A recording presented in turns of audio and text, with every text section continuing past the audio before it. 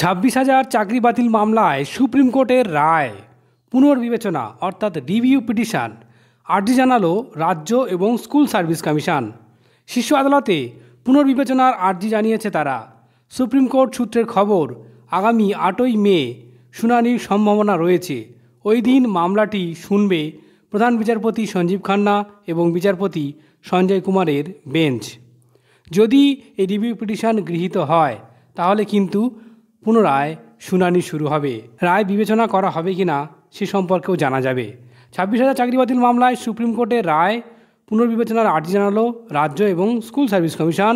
তারা শীর্ষ আদালতে পুনর্বিবেচনার আর্জি করেছে। সুপ্রিম কোর্টের সূত্র অনুযায়ী আগামী 8ই মে ওই মামলা শুনানির সম্ভাবনা রয়েছে। ওই দিন মামলাটি শুনবে প্রধান বিচারপতি সঞ্জীব খান্না এবং বিচারপতি সঞ্জয় কুমারের বেঞ্চ। রায় ঘোষণার 1 মাসের মাথায় পুনর্বিবেচনার আবেদন করল এসএসসি। তাদের বক্তব্য, যোগ্য অযোগ্যদের বাছাই করে আগের রায় পরিবর্তন বা নতুন রায় দিক আদালত। নিয়োগ প্রক্রিয়ায় দুর্নীতি ও একাধিক অনিয়মের অভিযোগে গতই 3রা এপ্রিল এসএসসির 26,000 চাকরি বাতিলের রায় দিয়েছিল সুপ্রিম কোর্ট। প্রধান বিচারপতি সঞ্জীব খান্না এবং বিচারপতি সঞ্জয় কুমারের বেঞ্চ 2016 সালে পুরো প্যানেল বাতিল করে দেয়। শীর্ষ আদালত জানিয়েছিল, সঠিক তথ্য না থাকায় যোগ্য এবং অযোগ্যদের পৃথকীকরণ করা সম্ভব হয়নি, তাই পুরো প্যানেল বাতিল করা হলো। এসএসসিকে নতুন করে নিয়োগ প্রক্রিয়া করতে হবে।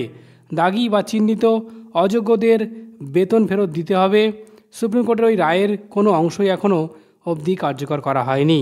রাজ্য আগেই জানিয়েছিল পুরো রায় খতিয়ে দেখে পুনর্বিবেচনার আর্জি অর্থাৎ রিভিউ পিটিশন করা হবে। সেই মতো সুপ্রিম কোর্টে আবেদন জানালো রাজ্য।